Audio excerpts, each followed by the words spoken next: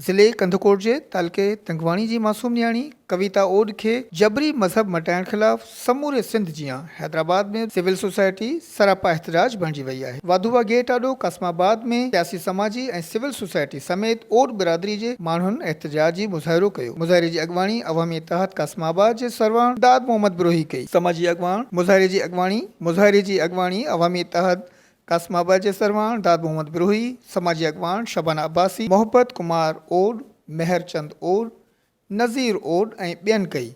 इन मौक़े ते मुज़ाहिरीन जो चवणु हो त हाँ, महिरबानी तव्हांजे चैनल जी जो तव्हां मज़लूमनि जो आवाज़ बणिजण लाइ असां वटि आया आहियो। असल में मसइलो इहो आहे त डिस्ट्रिक्ट कंदकोट उतां जो तालको तंगवाणी उते हिकिड़ा मज़लूम अक़लियत जा माण्हू पंहिंजे गुज़र सफ़र जे हवाले सां, बल्कि आउं इहो चवंदुसि त इहा बिरादरी जंहिंसां कविता ओड तालुक़ रखे थी असुल सन ऑफ सॉइल आहिनि, हिन धरतीअ जा ॼावा आहिनि।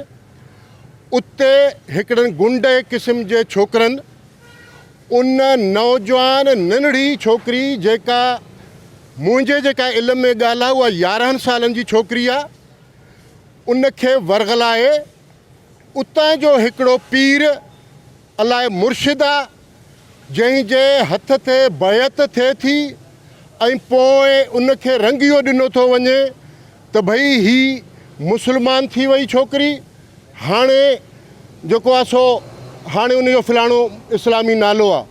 दाद साहब फोर्स कन्वर्सेशन पोयां कंहिंजा हथ आहिनि, तव्हां नालो खणंदव? बिल्कुलु।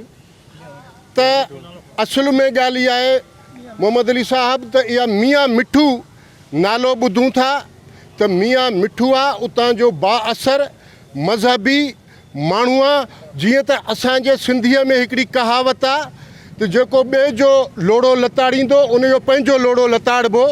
ऐं मिठू साहब खां इहो अर्ज़ु रखंदुसि त तव्हां जेको फैक्ट्री बनायो आहे, जेका अक़लियत जी छोकिरी तव्हां वटि अचे फ़ौरन तव्हां उनखे मुस्लमान बनाइण जी कोशिशि करियूं था।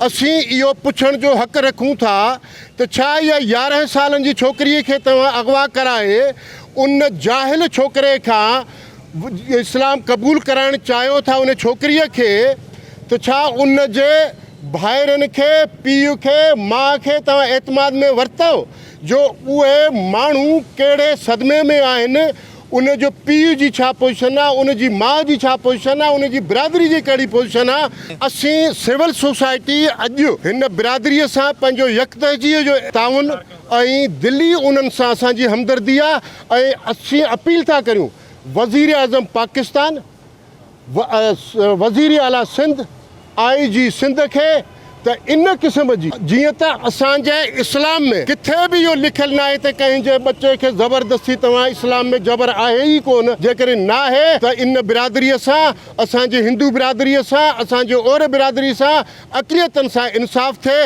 न त ॿी कानून इन में असुल में असां सभु मुआशिरे जा माण्हू ॻंढियल आहियूं। जेकॾहिं ॾिसो ज़बरदस्ती हिकिड़ी 2008 जी नंढड़ी जी पैदाइश आहे कविता ओड जी, 2008 खां बि काउंट कंदव त तक़रीबन हू 13 साल में हले थी पई। हुनखे दुनिया जहान जी ख़बर कान्हे का, हुनखे जेकॾहिं वठी बि विया आहिनि ऐं इस्लाम में ज़बरदस्ती इस्लाम जो कोन्हे त तव्हां ज़बरदस्ती कंहिंजो मज़हब या दीन मटाए सघो था।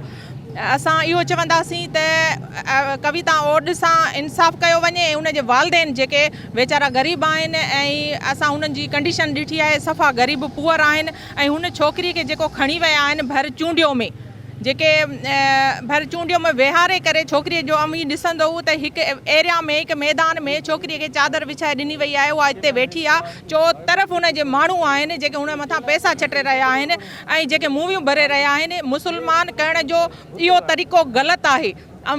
असां इहो चवंदासीं त उन छोकिरी खे पुलिस जी कस्टडी में ॾिनी वञे। कोर्ट जो रस्तो तॾहिं थींदो जॾहिं इंसाफ़ थींदो।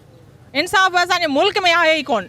चाहे ग़रीब वटि एतिरो पैसो कोन्हे जो वकीलनि जूं फीसियूं भरे वरी उहे सुनवायूं कटे, तेसिताईं जॾहिं कोई असांजो इंसाफ़ पुलिस जे थाणे में पुलिस जी हद ताईं NC नथी कटी वञे, कंहिंजी FIR नथी कटी वञे, उहा पुलिस एक्शन नथी खणे त कोर्ट ताईं उहे ग़रीब कीअं पुॼनि। असां इहो चाहींदासीं त उन ओड बिरादरी सां असां गॾु आहियूं, असां पाण मुस्लमान आहियूं, पर तॾहिं बि असां इहो नथा चाहियूं त कंहिं मज़हब जे फ़िरक़नि में माना के अहिड़ियूं फितना फ़साद थियनि जो अलाह साईं पाण सल्लल्लाहु अलैहि वसल्लम जन खे बि इरशाद फरमायो त कंहिं ते पाबंदी न आहे, बंदिश न आहे, सभु कंहिंजी पंहिंजी मर्ज़ी आहे। जेकॾहिं केरु ख़ुशीअ सां पंहिंजो कलमो पढ़णु चाहे थो, मुस्लमान थियणु चाहे थो त बेस्ट आहे, न त हर कंहिंखे पंहिंजी आज़ादी आहे। सो असां इहो चाहींदासीं त हुन छोकिरी खे जेका नाबालिग आहे, जेका मासूम आहे, जंहिंखे दुनिया जहान जी ख़बर कोन्हे, 13 सालनि जी उमिरि कान्हे का, हुनखे जंहिं अंडर में जंहिं माण्हुनि जे अंडर में आंदो वियो आहे उन खां असां रिक्वेस्ट कंदासीं IG सिंध खे, वज़ीर आला सिंध खे, त हुन छोकिरी खे पुलिस जी कस्टडी में आंदो वञे ताकी हुननि जे वालदेन खे इंसाफ़ मिले ऐं कानूनी तौर सही तरीक़े सां जांच करे ऐं इन मसइले खे हल कयो वञे। वॾी महिरबानी तव्हांजी। तंगवाणी तालुके में कंदकोट में जेका कविता और छोकिरी आहे, जेका मासूम ॿारड़ी आहे, 13 सालनि जी आहे, उमिरि जे लिहाज़ खां तमामु नंढी आहे, उन खां बाद में उन्हनि खे अगवा करे वियो आहे जंहिंखे उनखे मज़हब जी बुनियाद ते क़ाबू कयो वियो आहे। कल्ह 3 ॾींहंनि खां को हुनजो अतो पतो न आहे, न उनखे शादी कराई वई आहे, कंहिं ज़ाहिर ई नथो करे भरचूंडी वारो, इहे असां अब्दुल ख़ालिक नाले। उन खां बाद में इहे असांजा जेके बुनियादी मसइला आहिनि, जेके बि को बि रहनुमाई नथा कनि असां सां, आर्मी कोर्टूं जेके छो अदलिया छो चुप आहे, अदलिया छो लाचार लॻी वेठी आहे, छो नथी इंसाफ़ ॾियारे असांखे? अदलिया चुप लॻी बीठी आहे न, छो नथा इन खे कवरेज ॾियनि?